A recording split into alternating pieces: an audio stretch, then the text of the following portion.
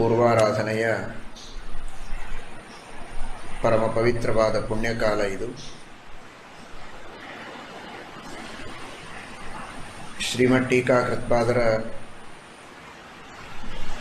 ಸ್ಮರಣೆಯನ್ನು ಪ್ರತಿನಿತ್ಯದಲ್ಲಿಯೂ ಮಾಡಬೇಕಾದದ್ದು ನಮ್ಮ ಕರ್ತವ್ಯ. ಆರಾಧನೆಯ ದಿನಗಳಲ್ಲಿ ಮಾತ್ರವಲ್ಲ. ಅವರು ಮಾಡಿದಂತಹ ಉಪಕಾರ ಸಕಲ ಸಜ್ಜನರಿಗೆ ಅವರು ಮಾಡಿದಂತಹ ಬಹಳ ದೊಡ್ಡ ಅನುಗ್ರಹ ಅವಿಸ್ಮರಣೀಯವಾದದ್ದು.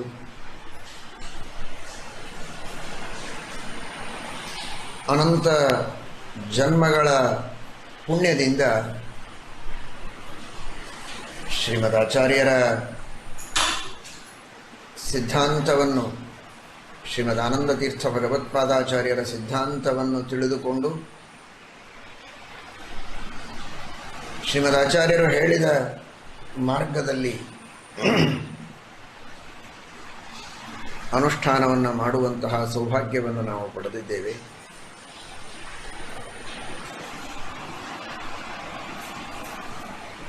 ಇದು ಎಷ್ಟು ಸತ್ಯವೋ ಅಷ್ಟೇ ಸತ್ಯ. ಶ್ರೀಮದ್ ಆಚಾರ್ಯರ ಸಿದ್ಧಾಂತದ ಸ್ಪಷ್ಟವಾದಂತಹ ಜ್ಞಾನವನ್ನು ಪಡೆದುಕೊಳ್ಳುವುದಕ್ಕೆ ಶ್ರೀಮಠ್ ಟೀಕಾಕೃತ್ಪಾದರಂತಹ ಟೀಕಾಕಾರರನ್ನು ನಾವು ಪಡೆದದ್ದು ಅನಂತ ಜನ್ಮಗಳ ಪುಣ್ಯದ ಫಲವೇ ಸರಿ.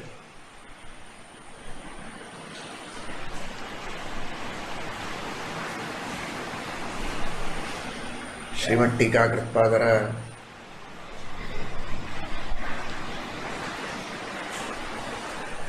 ಪೂರ್ವಾಶ್ರಮದ ಚರಿತ್ರೆಯನ್ನು ನಾವು ಜಯತೀರ್ಥ ವಿಜಯ, ವ್ಯಾಸತೀರ್ಥರು ರಚನೆ ಮಾಡಿದ ಜಯತೀರ್ಥ ವಿಜಯ ಎಂಬ ಗ್ರಂಥದಲ್ಲಿ ಸಂಕರ್ಷಣಾಚಾರ್ಯರು, ಛಲಾರಿ ಸಂಕರ್ಷಣಾಚಾರ್ಯರು ರಚನೆ ಮಾಡಿದಂತಹ ಜಯತೀರ್ಥ ವಿಜಯ ಗ್ರಂಥದಲ್ಲಿ ನಾವು ನೋಡಿದಾಗ ನಮಗೆ ತಿಳಿದು ಬರುತ್ತದೆ. ದೇಶಪಾಂಡೆಯವರ ಮನೆಯಲ್ಲಿ ಮಂಗಳವೇಢೆ ಗ್ರಾಮದಲ್ಲಿ ಅವತಾರ ಮಾಡಿದವರು ಮಹಾನುಭಾವರು. ಎಂತಹ ಆಪತ್ತುಗಳು ಬಂದರೂ ಅದನ್ನು ಎದುರಿಸುವುದಕ್ಕೆ ಗಟ್ಟಿಯಾಗಿ ನಿಲ್ಲುವಂತೆ ನಮ್ಮ ಮಗ ಇರಬೇಕು ಅಂತ ಧೋಂಡೋ ಅಂತ ಹೆಸರಿಟ್ಟಿದ್ದಾರೆ. ಕಲ್ಲು ಗುಂಡು ಅಂತ. ಧೋಂಡೋ ಪಂತರು. ಅದು ದೇವರೇ ಆ ರೀತಿ ಅವರಿಗೆ ಪ್ರಚೋದನೆ ಮಾಡಿ ಇಡಿಸಿದ್ದಾನೆ ಅಂತ ಅನಿಸ್ತು. ಎಂಥ ಮಳಿ, ಎಂಥ ಗಾಳಿ, ಏನು ಬಂದರೂ ಹೇಗೆ ಕಲ್ಲು ಎಲ್ಲವನ್ನೂ ಎದುರಿಸಿ ಗಟ್ಟಿಯಾಗಿ ನಿಲ್ತದೆ. ಎಷ್ಟು ಲಕ್ಷ ಲಕ್ಷ ವರ್ಷಗಳಾದರೂ ಸ್ಥಿರವಾಗಿ ಇರುತ್ತೆ. ಹಾಗೆ ಯಾವುದೇ ತರಹದ ವಾದಿಗಳ ಆಕ್ಷೇಪಗಳು ಏನೇ ಬರಲಿ, ಯಾವುದೇ ರೀತಿಯ ಉಪದ್ರವಗಳು ಬರಲಿ, ಅವುಗಳೆಲ್ಲವನ್ನು ಸಹಿಸಿಕೊಂಡು ಯಾವುದಕ್ಕೂ ಬಗ್ಗದಂತೆ ದೃಢವಾದ ಮನಸ್ಸಿನಿಂದ, ಸ್ಥೈರ್ಯದಿಂದ ಸಿದ್ಧಾಂತವನ್ನು ಸ್ಥಾಪನೆ ಮಾಡುವಂತಹ ಮಹಾಯೋಗ್ಯತೆಯನ್ನು ಪಡೆದಂತಹ ವ್ಯಕ್ತಿ ಇವರಾಗ್ತಾರೆ ಮುಂದೆ ಎನ್ನುವುದರ ಸೂಚನೆ ಆ ತಂದೆ ತಾಯಿಗಳಲ್ಲಿ ಅಂತರ್ಯಾಮಿಯಾಗಿದ್ದು ಭಗವಂತ ಇವರಿಗೆ ಧೋಂಡೋ ಅನ್ನುವ ಹೆಸರನ್ನು ಇಡುವ ಮೂಲಕವಾಗಿಯೇ ಸೂಚನೆ ಮಾಡಿದ್ದಾನೆ.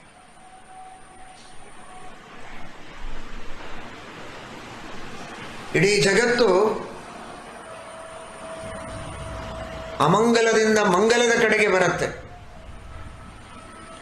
ಕೇವಲ ಸಾಂಸಾರಿಕ ಸುಖಗಳಲ್ಲಿ ಮುಳುಗಿದ್ದು ಅಪವಿತ್ರವಾದ ಈ ಲೌಕಿಕ ವಿಷಯಗಳ ಭೋಗದಲ್ಲಿಯೇ ಆಸಕ್ತವಾಗಿ ಮೋಕ್ಷ ಮಾರ್ಗದಿಂದ ವಿಮುಖವಾಗದಂತೆ ಈ ಎಲ್ಲ ಸಜ್ಜನರನ್ನು ಪರಮಮಂಗಲನಾದ ಪವಿತ್ರಾಣಾಂ ಪವಿತ್ರಂ ಯೋ ಮಂಗಲಾನಾಂಚ ಮಂಗಲಂ ಅಂತಹ ಪರಮಮಂಗಲನಾಗಿರತಕ್ಕಂತಹ ಪರಮಾತ್ಮನ ಪಾದದ ಧ್ಯಾನದ ಕಡೆಗೆ ಕರೆದೊಯ್ಯುವ ಮಂಗಲದ ಕಡೆಗೆ ಕರೆದೊಯ್ಯುವ ಮಂಗಲ ಮೂರ್ತಿಗಳು ಇವರಾಗ್ತಾರೆ.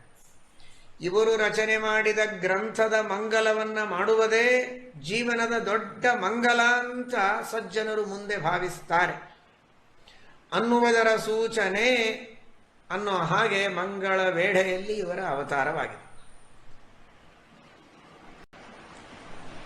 ಮೂಲ ರಘುನಾಥನ ಪೂಜೆಯನ್ನ, ದಿಗ್ವಿಜಯ ರಘುನಾಥನ ಪೂಜೆಯನ್ನ ಎಡಬಿಡದೆ ಭಕ್ತಿಯಿಂದ ಮಾಡುವವರಿವರು ಅಂತನ್ನುವ ಸೂಚನೆಗೋ ರಘುನಾಥರಾವ್ ಅವರ ಮಗನಾಗಿ ಅವತಾರ ಮಾಡಿದ್ದಾರೆ.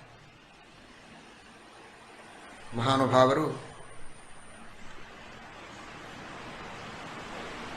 ಲೌಕಿಕ ಜೀವನದಲ್ಲಿ ಇದ್ದವರು. ದೇಶಪಾಂಡೆಯರು ದೇಶವನ್ನು ಆಳುವಂತಹ ದೊಡ್ಡ ಜವಾಬ್ದಾರಿ. ಆ ತರಹದ ಜವಾಬ್ದಾರಿ ಇದ್ದರೂ ಕೂಡ ಶುದ್ಧವಾದ ಸದಾಚಾರಕ್ಕೆ ಕೊರತೆ ಇರಲಿಲ್ಲ. ಸಂಧ್ಯಾಧಿಕಂ ವೇತ್ತಿಯ ಗುರುಜಾಲಾಚಾರ್ಯರು ಹೇಳ್ತಾರೆ. ಸಂಧ್ಯಾವಂದನೆ ಮೊದಲಾದಂತಹ ವಿಹಿತ ಕರ್ಮಾನುಷ್ಠಾನವನ್ನೆಲ್ಲ ಚೆನ್ನಾಗಿ ತಿಳಿದಿದ್ದು ಅನುಷ್ಠಾನವನ್ನು ಮಾಡತಕ್ಕಂತಹ ಶುದ್ಧ ಸದಾಚಾರಿಗಳಾಗಿದ್ದಾರೆ. ಸ್ವಲ್ಪ ಹಣ ಇದೆ, ಸಂಪತ್ತಿದೆ, ಅಧಿಕಾರ ಇದೆ, ಕಾರ್ಯವನ್ನು ಮಾಡುವ ಜವಾಬ್ದಾರಿ ಇದೆ ಅಂದರೆ ನಾವು ಈ ಆಚರಣೆಗಳನ್ನು ಬಿಡಬಹುದು ಅಂತ ಅನೇಕ ಜನರು ತಾವೇ ತಿಳಿದುಕೊಂಡು ಬಿಟ್ಟು ಬಿಡ್ತಾರೆ. ಎಂತಹ ರಾಜರೇ ಆಗಿರಬಹುದು, ಚಕ್ರವರ್ತಿಗಳೇ ಆಗಿರಬಹುದು, ತಮ್ಮ ನಿತ್ಯ ಕರ್ಮಾನುಷ್ಠಾನವನ್ನು ಬಿಡುವಂತಿಲ್ಲ. ಅಂಬರೀಷ ಚಕ್ರವರ್ತಿಯ ಕಥೆಯಲ್ಲಿ ನಾವು ಕೇಳುತ್ತೇವೆ. ಸವೈ ಮನಃ ಕೃಷ್ಣ ಪದಾರವಿಂದಯೋ ವಚಾಂಸಿ ವೈಕುಂಠ ಗುಣಾನುವರ್ಣನೆ ಕರೌ ಹರೇರ್ಮಂದಿರಮರ್ಜನಾದಿಷು ಶ್ರುತಿಂಚಕಾರಾಚ್ಯುತ ಸತ್ಕಥೋದಯೇ.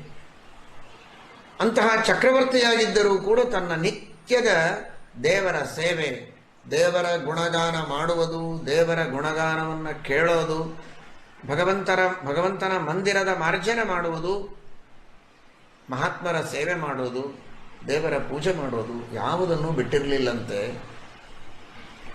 ಹಾಗೆ ಇವರು ದೇಶಪಾಂಡೆಯವರಾದರೂ ಯಾವುದೇ ರೀತಿಯ ಆಚರಣೆಯಲ್ಲಿ ದೇವರ ಸೇವೆಯನ್ನು ಮಾಡುವುದರಲ್ಲಿ ಕೊರತೆ ಇಲ್ಲದಂತೆ ತಮ್ಮ ಕರ್ತವ್ಯ ಕರ್ಮವನ್ನು ನಿಷ್ಠೆಯಿಂದ ಪರಿಪಾಲನೆ ಮಾಡತಕ್ಕಂತಹ ಶ್ರದ್ಧಾವಂತ ಸದಾಚಾರಯುತವಾದ ಒಂದು ಸಾತ್ವಿಕ ಕುಟುಂಬದಲ್ಲಿ ಅವತರಿಸಿದ ಮಹಾನುಭಾವರು ಶ್ರೀಮಠ್ ಟೀಕಾಕೃತ್ಪಾದರು, ಪೂರ್ವಾಶ್ರಮದಲ್ಲಿ ಧೋಂಡೋಪಂತರು.